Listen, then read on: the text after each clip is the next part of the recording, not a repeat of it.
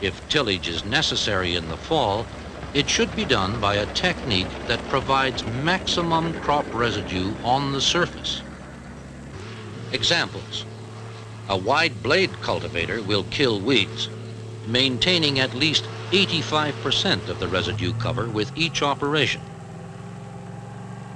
A heavy-duty cultivator is also quite effective, conserving about 80% of the residue on the surface.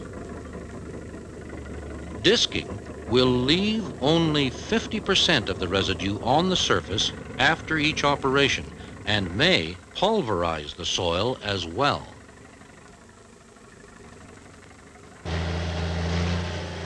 A plow will bury virtually all of the residue. Although plows and rototillers are widely used in irrigation farming, the pulverized soil is left completely exposed to the wind and inevitable erosion.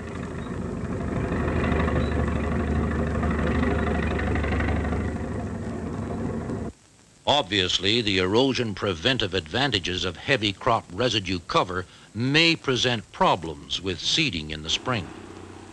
Let's look at the conventional seed drill technology.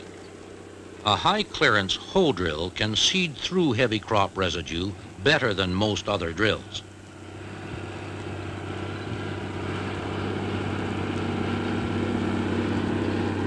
The double-disc drill is also effective, although best on fields with less residue cover.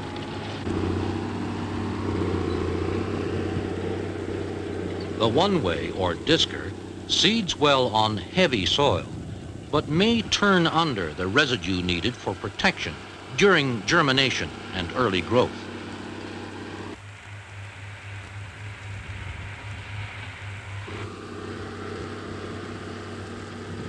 Also, new machinery is being developed which can do a better job of seeding directly into stubble.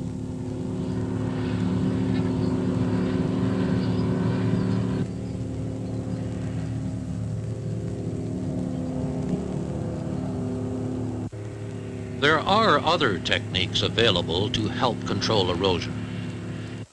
Strip farming.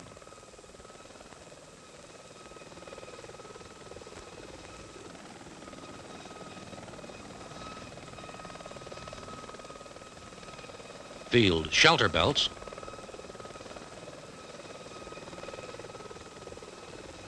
The sensible use of herbicides and non-damaging fall fertilizing.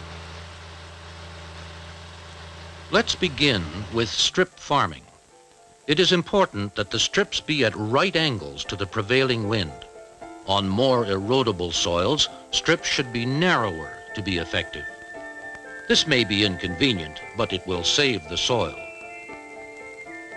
In this field, the erosion damage was serious, but the strip of standing stubble on the left trapped soil from the summer fallow to the right, which would otherwise have been blown off the field. Field shelter belts are useful. Their presence reduces wind velocity for a distance up to 10 times their height. In this particular field, near Drumheller, both narrow strips and shelter belts are needed to prevent serious erosion.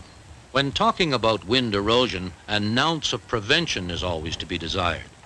But sometime or other, that pound of cure may have to be used.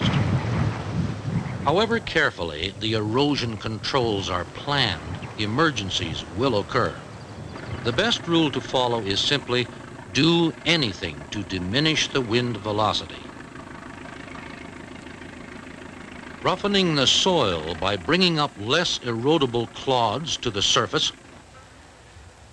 Lister shovels are a good implement for this, but any cultivator can be used.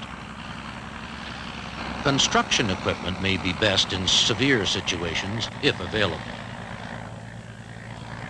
This may appear drastic, but it will trap moving soil which otherwise would be lost.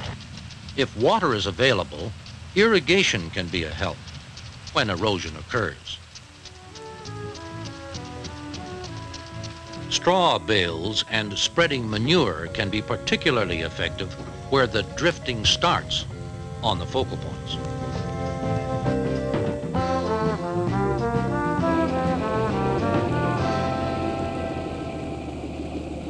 This kind of instant fix should be avoided. The facts are simple. Soil conservation begins with good soil management. However it's done, keep the soil protected, whether by strips, shelter belts, straw spreading, continuous cropping, minimum tillage, fertilizers without tillage, whatever. Cover up where the wind can't get at you. This Earth isn't the eternal planet we once believed it to be. It needs care, our care. Are we just enjoying the inheritance from our fathers? Or are we mortgaging the future of our children? Future generations will have troubles enough. Will we let them be gone with the wind, too?